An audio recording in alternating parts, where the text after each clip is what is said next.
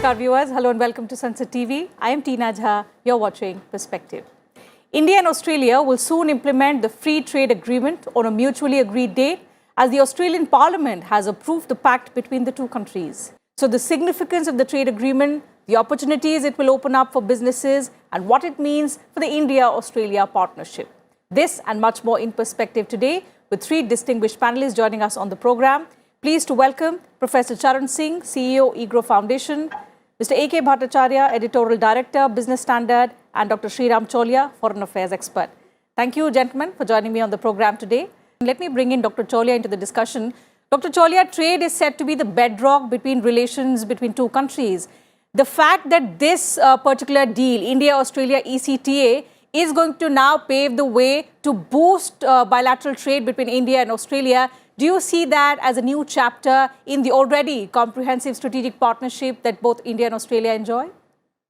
Very much so, Tina.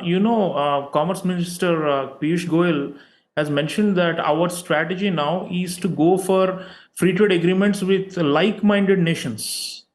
And there, what he means by that, if you look at the ones that are being negotiated, or the ones we recently did with the United Arab Emirates, now with Australia, there's one with the UK, there's one with the Gulf GCC, Gulf Cooperation Council members as a whole, there's one with Canada and with the EU that's been pending for a long time. But we are trying to fast track all these. You see the list of these countries. Australia is now under a discussion, but you look at it as a part of a larger phenomenon, a broader strategy, which is we are diversifying our supply chains, number one.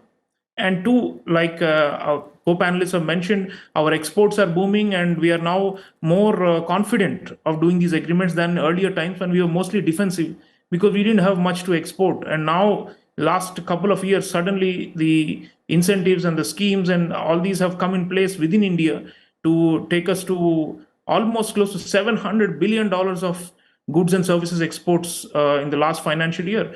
And Piyush Goyal has said that this year we are likely to cross 750 billion. So I think the Australia agreement should be seen in that context where we have some key partners. And from the Australian side too, it's very interesting that this agreement, the latest one with Australia, was initiated by a previous government, which was the so-called right-wing government, what they call Liberal Party government in Australia of Scott Morrison. Now, they lost the elections, general elections, while the negotiations were going on, but that did not disrupt the speed of negotiation with India and completion of this agreement. And now Anthony Albanese is heading a Labour government, which is a so-called left-wing in the Australian politics. But they have now the majority in the parliament, and they have pushed through it.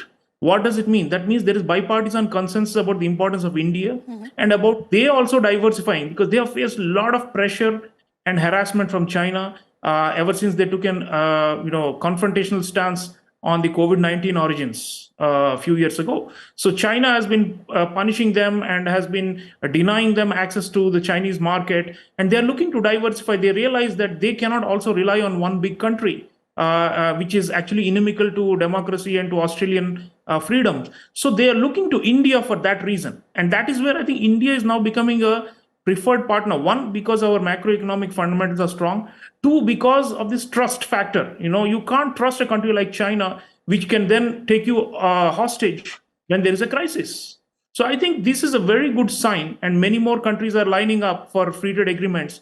And we should see the Australia one as the harbinger of more to come and as part of this India's rise story, because the volumes speak for themselves. It's just tremendous.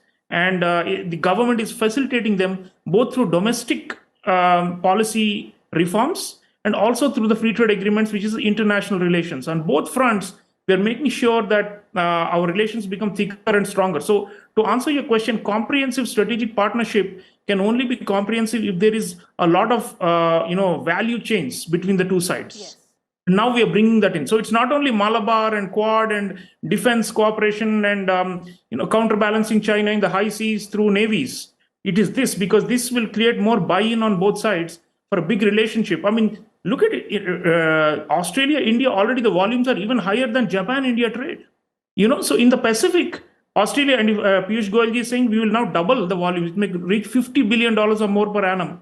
Just trade in goods probably. So that what we're talking about is huge multiplication of volumes, which will then make this a strong relationship between two vital democracies in the region in the context of this authoritarian threat that we are facing. So there is I would say, a kind of a geopolitically also. Ashokji said it is politically right domestically within India, the kind of negotiation we did with Australians. I would say for the Indo-Pacific, this is also geopolitically right. Okay. Dr. Chaulia, I'll take one last question from you. We've spoken about how it's an ambitious pact with significant commitments. We've spoken about trade concessions as well, and how it's a win-win situation for both sides. And as you rightly said, looking at also the geopolitical scenario, it benefits both countries. If we look at the India-Australia ties comprehensively, we've evolved through decades from strategic partnership to comprehensive strategic partnership. Now, this deal will mark a new chapter. Where do you see India-Australia ties blossoming from here on into the next few years? The future of India-Australia ties in the next decade or so? But Tina, the FTA is definitely, I think, a catalyst for advancing the relationship to another level. As I said, the movement of working professionals, for example, on both sides is going to make a huge difference to bridge any differences in understanding between the two sides. And military ties are also expanding. Australians have committed to massive defense expenditure over the next 10 years to maintain strategic balance. They are very much afraid of Chinese encroachments in their sphere of influence in the Pacific. And I think we are also now doing trilaterals with Australia. For example, there is a France, Australia, India trilateral, very important grouping for stability in Indo-Pacific. There's also Indonesia, India, Australia trilateral. These two, Indonesia, a very important country again for us, with whom we have a comprehensive strategic partnership.